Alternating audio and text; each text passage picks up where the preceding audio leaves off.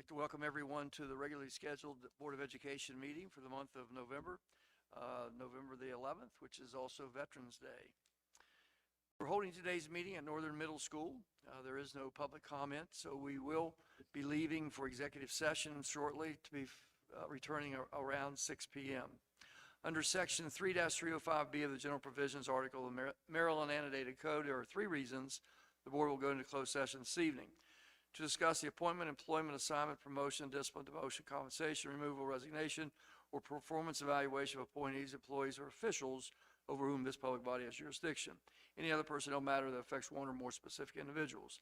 To conduct collective bargaining, negotiations, or consider matters that relate to negotiations. To consult with counsel to obtain legal advice on a legal matter. Specifically, the topics for tonight will be 3-305B1, topics included certificated staffing recommendation and personnel update. 3-305B9, topic including career ladder attestation.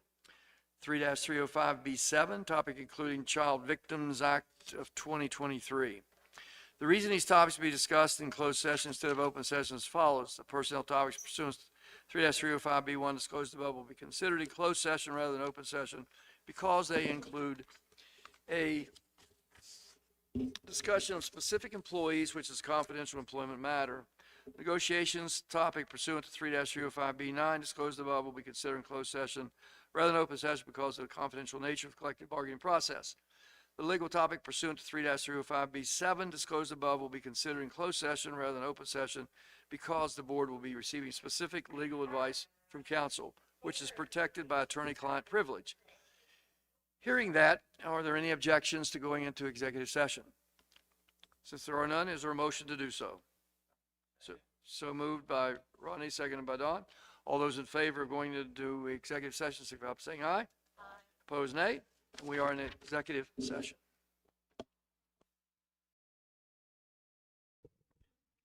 Good evening. I'd like to welcome everyone to our November 11th regularly scheduled Board of Education meeting. This is certainly an important day, as it is Veterans Day as well. So I would ask first that you would stand for a moment of silence, and as you're standing with that moment of silence, I would like for you to please remember those who have served in the military over the years, that we have these freedoms, and those serving today. So thank you for that moment of silence, to be followed by a Pledge of Allegiance.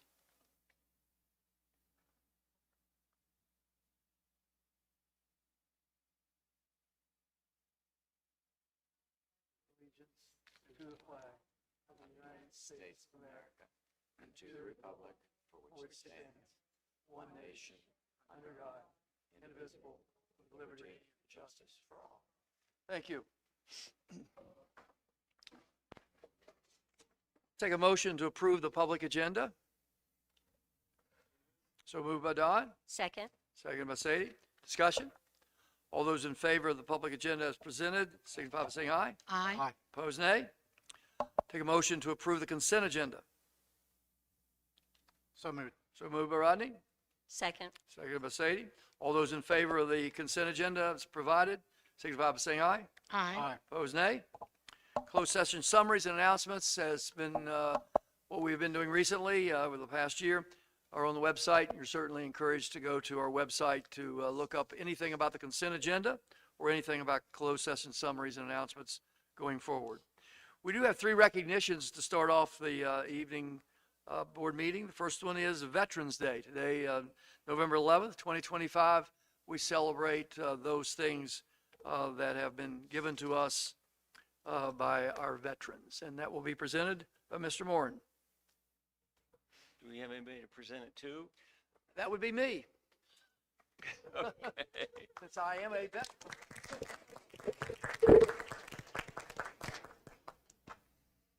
I guess it wouldn't be fair making you read your own proclamation.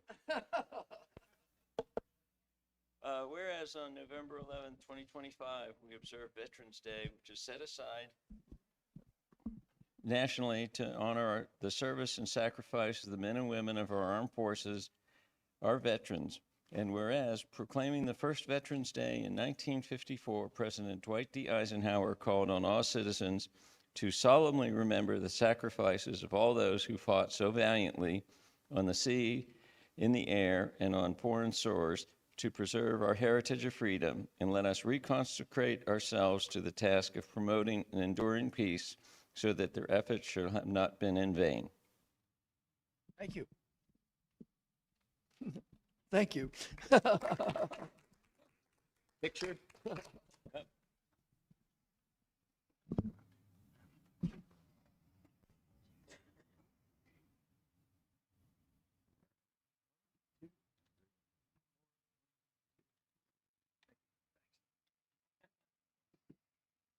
Good job. Good job.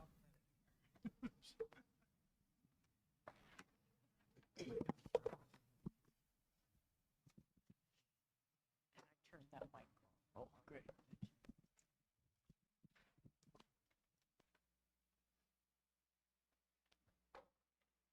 Our next presentation will be American Education Week, celebrated November 17th to the 21st, 2025. And Jane, I think you're making that. So this is going to all of our educators, which we are so grateful for. Let me read it and then we'll get a picture, okay? So American Education Week, November 17th through the 21st of 2025. Whereas public education is the backbone of our democracy, providing young people with the tools they need to maintain our nation's precious values of freedom, civility, and equity. And whereas by equipping young Americans with both practical skills and broader intelligent abilities, schools give them hope for and access to a productive future. And whereas education employees include, but not limited to, custodians, maintenance staff, teachers, assistants, school nurses, bus drivers, food service staff, secretaries, and administrators, demonstrating passion, perseverance, and excellence on behalf of all students.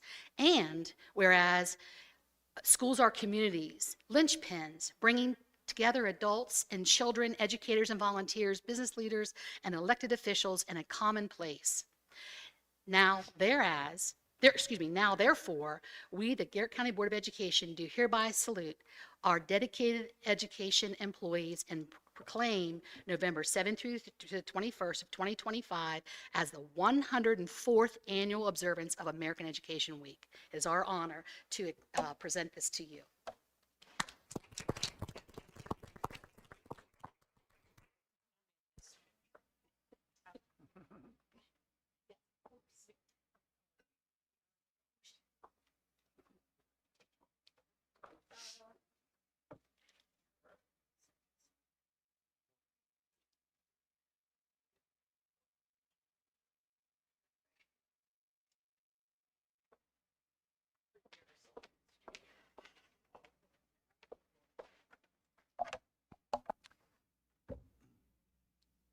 Our final presentation will be National Education Support Professionals Day, November 19th, 2025.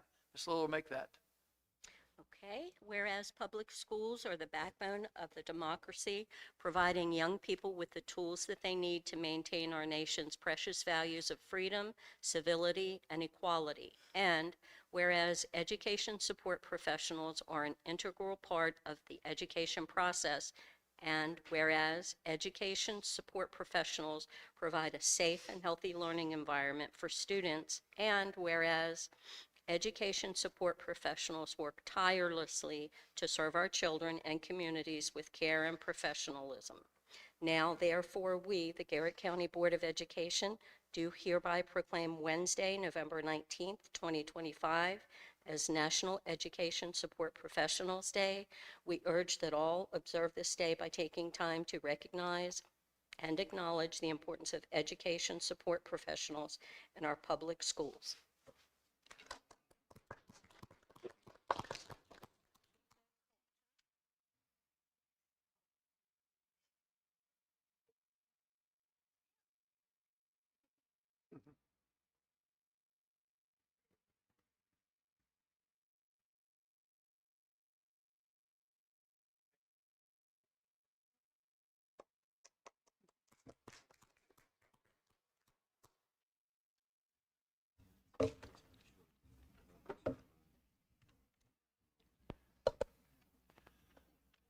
I'd like to, on a cold winter night, thank you, Colton, for coming. Darren, thank you for coming as well. We appreciate your giving us the opportunity to thank you. And we are obviously very thankful for the work that all of you do. As you well know, we're a great system because of people like yourself and many others. Okay, let's move on to new business. Weighted student funding waiver. Ms. Ashley, I think, and Ms. Miller, Dr. Miller will make that presentation.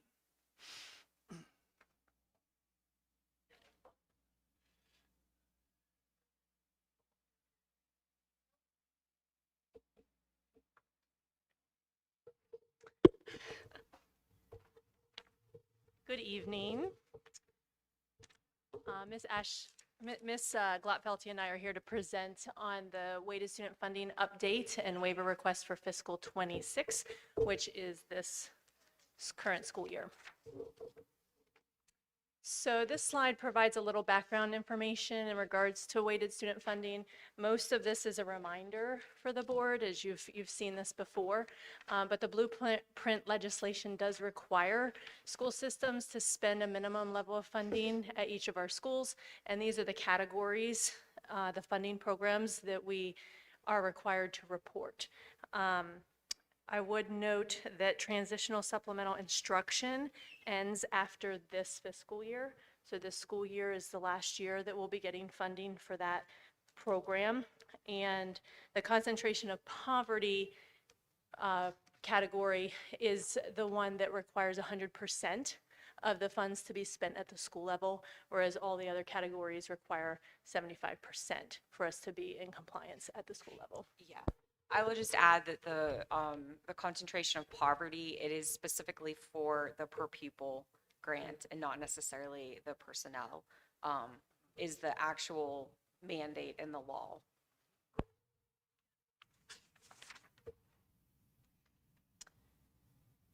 This slide shares with you the expectation in regards to what the AIB is expecting of us in regards to meeting these requirements. So when you look at the first box that says fiscal year 25, that is last school year, and that was our baseline year where we were really evaluating and analyzing the expenditures to see where each of our schools were in regards to compliance for each of the funding categories. Fiscal year 26 is this current school year, and we are expected by the end of this year to reduce the gap of schools not being in compliance per program by 50%. So we're supposed to be making good progress in getting every school in compliance. And then, of course, in fiscal year 27, which will be the budget we're currently going to be planning here in a few months, we are expected by the end of that year to be 100% in compliance at all of our schools. You want to take this one? Yeah.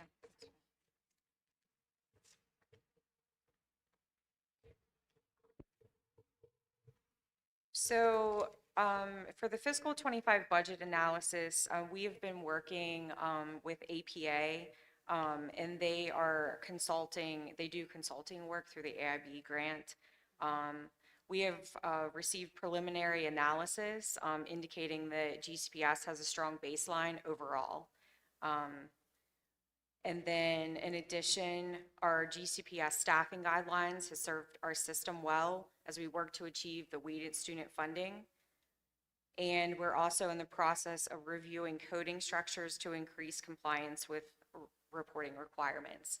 APA had provided us with some recommendations to try to shift some of our foundation to comp ed, as we didn't have a clear method, but they defined a base school for foundation for elementary, middle, and high school for foundation, and then anything outside of those requirements, then we shifted to comp ed. So it was more of a coding issue than necessarily anything to do with staffing. So because you're working through an AIB grant to do that? Yes, correct. You're confident the AIB is going to say, yeah, we agree with those coding changes as Correct, yes. Their APA is in constant communication with the AIB.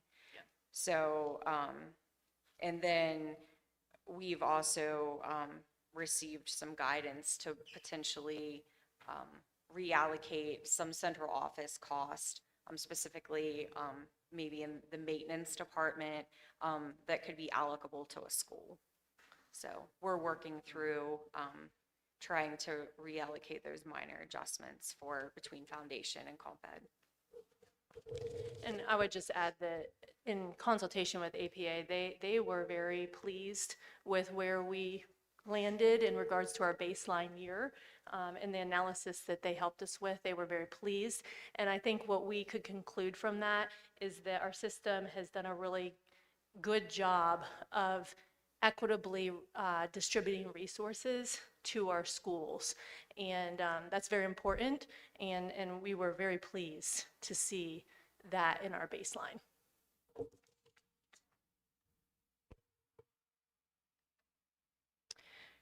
So we'll give a little bit more background in regards to weighted student funding. I wanted to share with the board that the calculation for weighted student funding is very nuanced. It utilizes prior year enrollment alongside current year budget expenditures. And it looks at that and then determines if we are in compliance by school and by funding programs. So it can be very sensitive. And this sometimes does present challenges when enrollment fluctuates, right? And especially if that fluctuates year over year. And it especially becomes pronounced when we're working with very small student numbers. And so you'll see that, and we'll talk a little bit further about that when we talk about the multilingual learner waiver. We do intend to submit to the Accountability and Implementation Board waivers in regards to weighted student funding for two funding programs. The first is pre-kindergarten for the schools that you see on the screen, and the other is for multilingual learners for all schools. Again, we've worked with APA in identifying these as potential waivers that they feel very comfortable with as well, that we should be seeking based on the nuances in the calculations. We'll start with the pre-K waiver. I know I've sat in front of you many times to talk about our pre-kindergarten programs, and we, I think, have some of the strongest pre-kindergarten programs in the state. And we've also been recognized for those programs as being exemplary for best practice. So we're very confident in our pre-K programs across the school system. Much of that has been accomplished in part through our collaboration with Head Start. We have a very strong partnership with them, and we have implemented many collaborative classrooms in which our pre-kindergarten students get the benefit of Garrett County Public Schools resources and staffing, as well as Head Start resources, programming, and staffing. And that is really serving us well and our students well in many ways. So when you look at this particular funding requirement waiver, when you think about Blueprint and the funding programming, the staffing costs provided by Head Start are not considered under the Blueprint or within this calculation. So we've already looked at our fiscal 25 baseline, and we can see where if you combined GCPS resources and staffing with Head Start, and we combine those resources, we would be in compliance. We're serving our classrooms well. However, because of the way the calculation is determined, we would need to put in for a waiver for these 4 schools in order to be waived from the reporting requirement of the 75%, even though we're serving those schools with appropriate staffing and are obviously committed to continuing the excellence in that program that we have sustained. So that I understand football terminology here, Mm-hmm. that if we do that and we use some of the money that staffing from Head Start, Mm-hmm. that would get us above the 75% threshold. Yes. And we could then free up money to use in It- other areas. Yeah, it creates flexibility for the school system. Yes, that's exactly what it does. And we don't, as we know, we don't have much flexibility under the blueprint. Good idea. Yeah. Thank you, APA.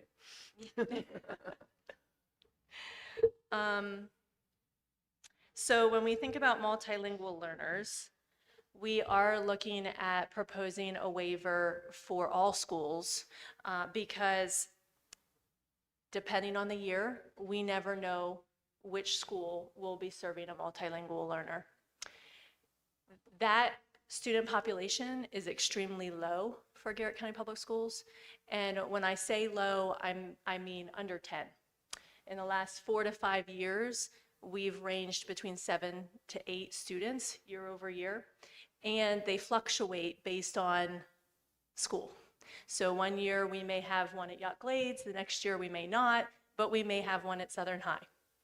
And because of the sensitivity of the calculation, that puts us in jeopardy of not being in compliance because the calculation requires us to use year prior enrollment and current year budgeting.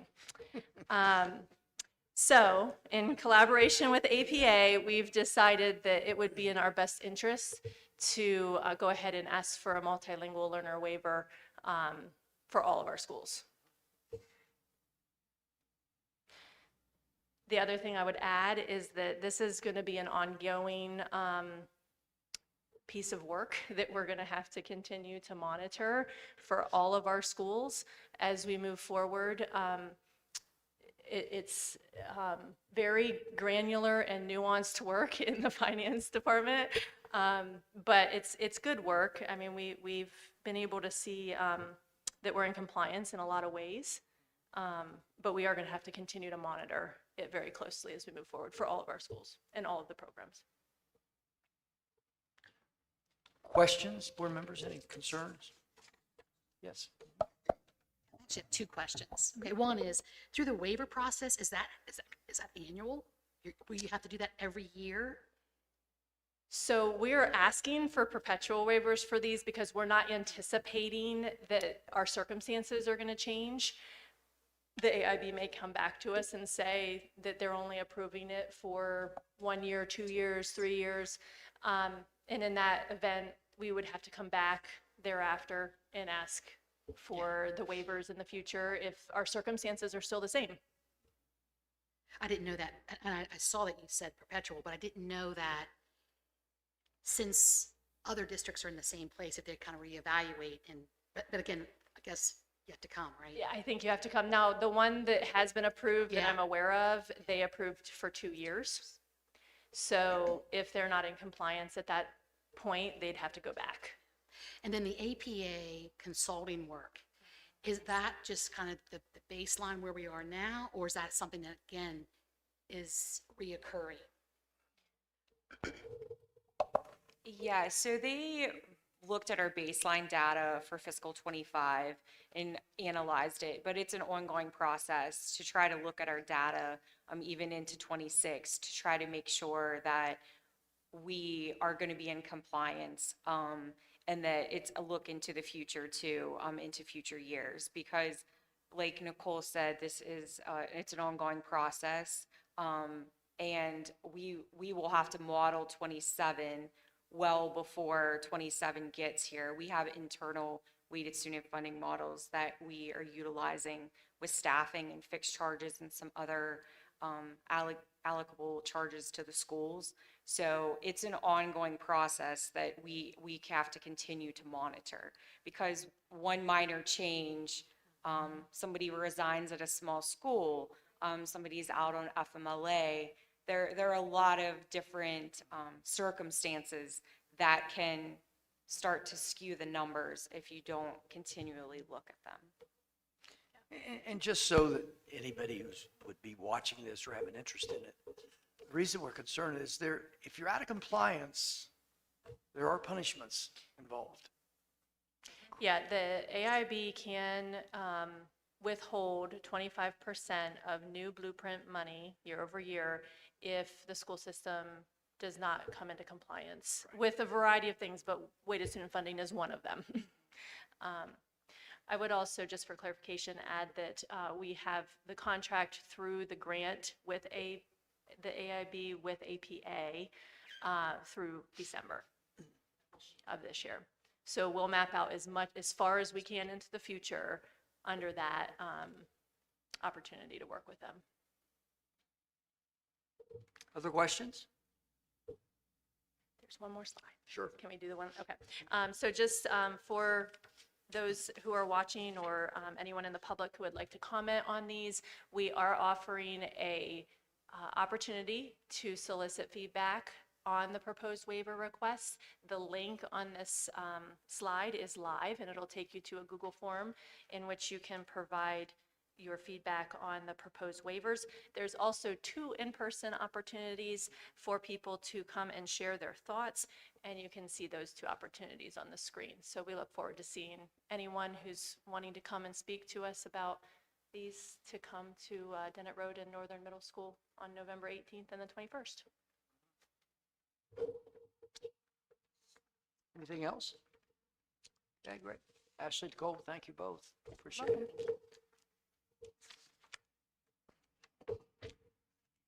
Okay, our FY 26-27 budget development, enrollment and revenue. And Scott Beldy will stay with us.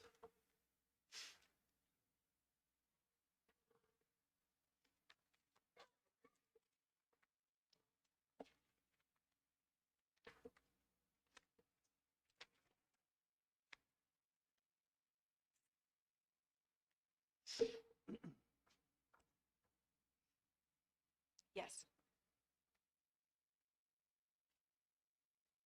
Yeah, so the first slide just basically defines the revenue categories that have been outlined.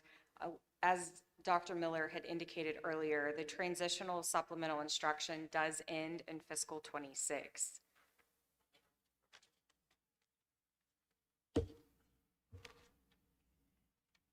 So this slide will show you the total fiscal 26 actual revenue compared to the preliminary fiscal 27 revenue.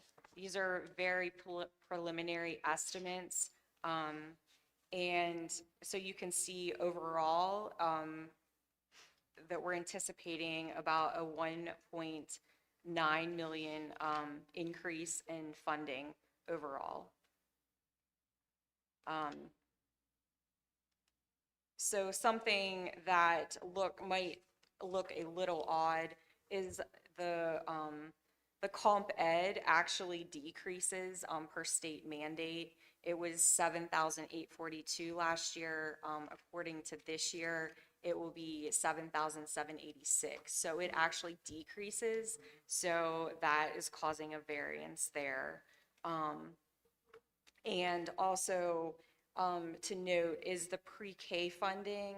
It actually has a significant increase. It increases from 14,473 to 19,950. So that is a large increase there. So it was a large increase. The other ones are pretty consistent. There was a little increase in special education. It went from 9,041 to 9,048, and all of these are per pupil. This is as of what's in law right now, so any of these per pupil numbers could change through legislation. Are there any questions on that slide? The next slide shows our COP funding. These are preliminary estimates. We do have 5 COP schools. In fiscal 27, the per pupil for Friendsville, Grantsville, Crellin, and Broadford will be in year 2. Yacht Glades will be in year 3. So that increased the percentages for those schools to 37 or 32% for Friendsville, Grantsville, Crellin, and Broadford, and then Yacht Glades, the increase is to a 37% because it's in year 3. So the total personnel grant will be 1.4 million. The per pupil grant total will be 411,109 for total COP and estimated COP funding of 1.8 million.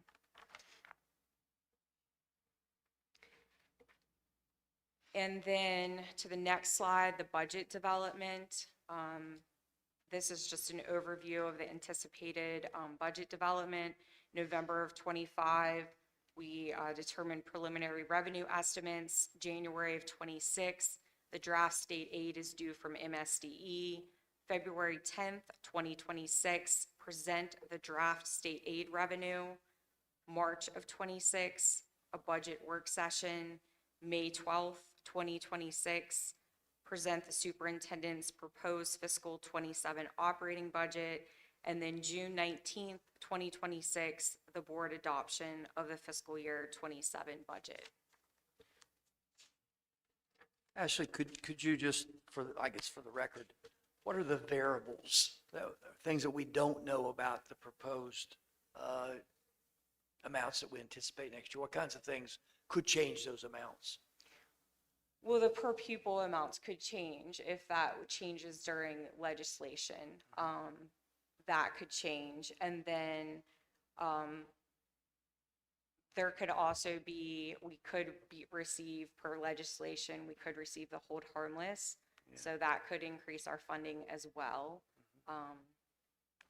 Yeah, I think that's one of the important things I wanted you to say is it's very important for our legislative members to fight really hard for systems like Garrett County for the hold harmless legislation, because that, to us, in this county, we're talking $1 million. Over $1 million.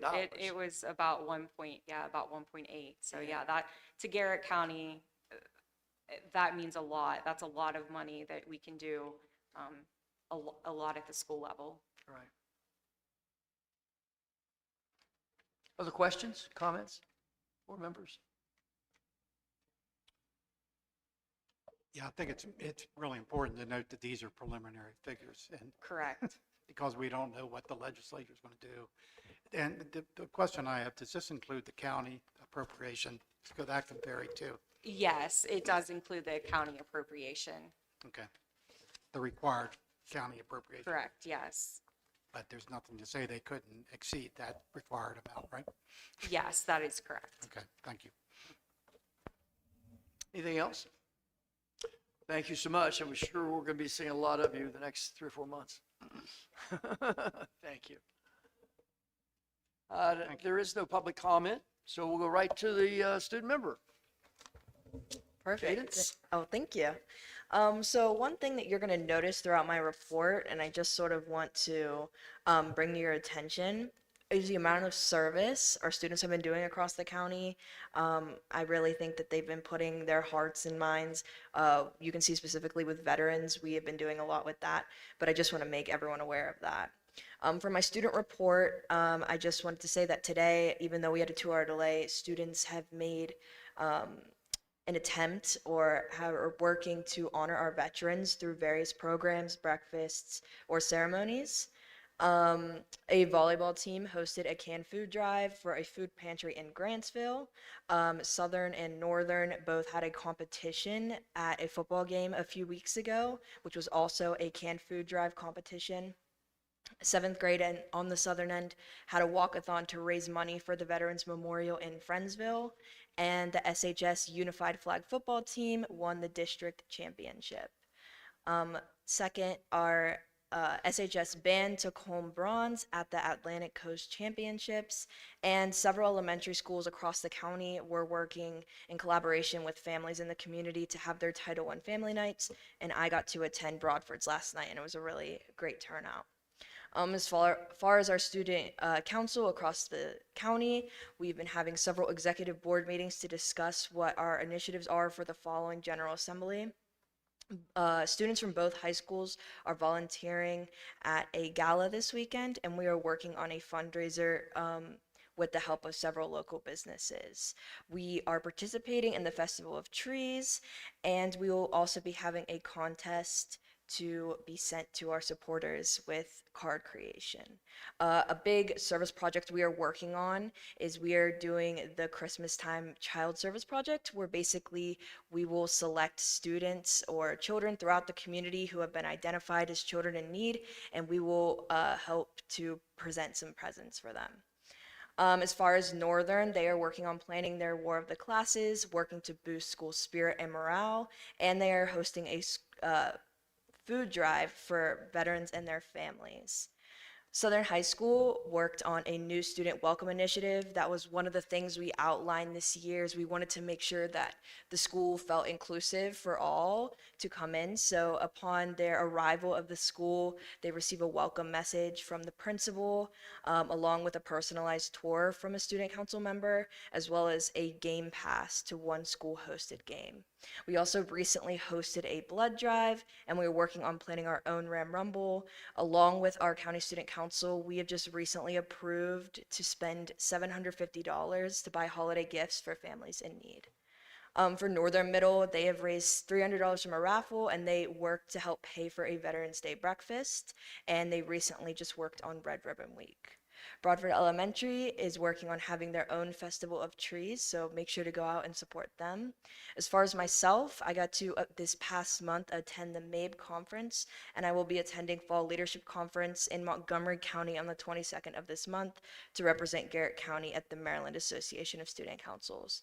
And just some additional notes, I just want to remind everyone that this month we have several county theater productions going on, and to make sure to go support those students as they work really hard to make those productions. And I think that that's all I have, so thank you. Thank you. Any questions for Cadence? Anyone? All right, thank you, Cadence.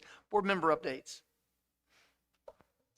I had the pleasure of going to Crellin Elementary School this morning to hear, I had to look at his name, Frog Hughes. He was presenting to the students in second grade about his service for Veterans Day, and the kids were just so infatuated with him. He brought some of his medals with him, and it was a great presentation. Super.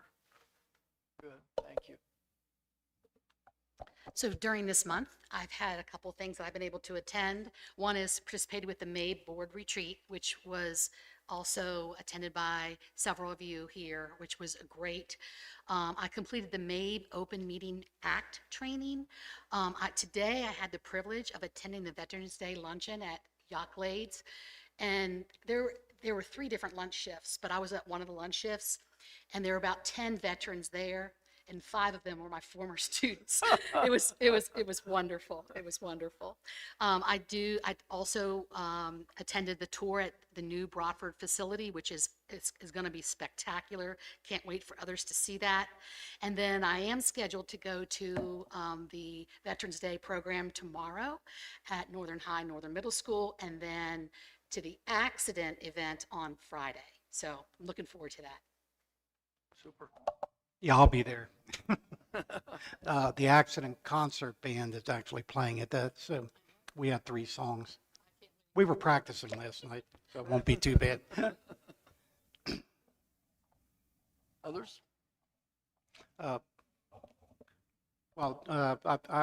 will be attending a next weekend, not this weekend, but next weekend, board retreat, executive board retreat for Maryland Association of County, maybe retreat. So be interesting to see what our initiatives are going to be this year. And it's sort of all related with legislation and some of the things we've been talking about here tonight.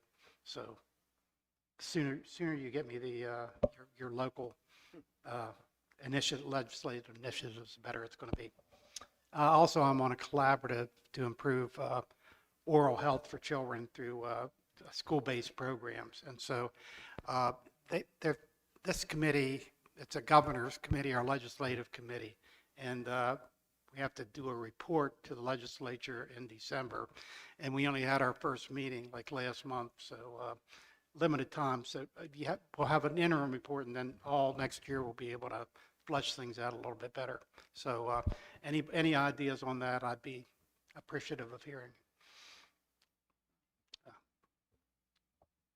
Anything else? after 4 years of working, I did not get to go to the dedication of the new field house at Southern High School. After all of that work, it just didn't work out that Debbie and I could be there. We had more important things to do that night to support our granddaughter. But I do want to thank everybody who had a part in that, because that's been something that was a dream, and certainly thanks to the Stuck family and the Kuhn family. It's been huge donors for that event. Thanks some of you for going. And now we'll move on to Northern. I know Northern's going to try to build something very similar, and we're anxious to see that come to fruition as well. But I do want to say that's been a very nice addition to the complex there at Southern High School. Okay, Superintendent, it's all yours. Well, I'm going to start by a very pleasant morning that I was able to go to Friendsville to their Veterans Day celebration this morning and have breakfast with some of our veterans. And every student in the school had a role in celebrating veterans, and it was just a wonderful event to be able to spend time with people who have served our country so well. Other things that may be a little bit more mundane but important. The Maryland State Department has released the Maryland School Report Card. Garrett County Public School System is pleased that all schools earned either a 3 or a 4-star rating, with no schools identified as low performing. I want to remind everyone in the public that each school has been working on its school improvement plan for this year, and I encourage you to go to any school's webpage to find information on strategies that they are employing to support continuous improvement efforts. Tomorrow, Dr. Josh Michael, who is our state board president, will be visiting Garrett County. He'll join us at the Dennett Road Educational Complex for some time in the morning, and then we'll be visiting Crellin and Southern Garrett High School. Dr. Michael was here about a year or so ago and visited some of our northern schools, and he is anxious, interested in seeing some of the rest of our excellent schools. As Dr. Miller noted earlier, we will be having 2 coffees with the superintendent.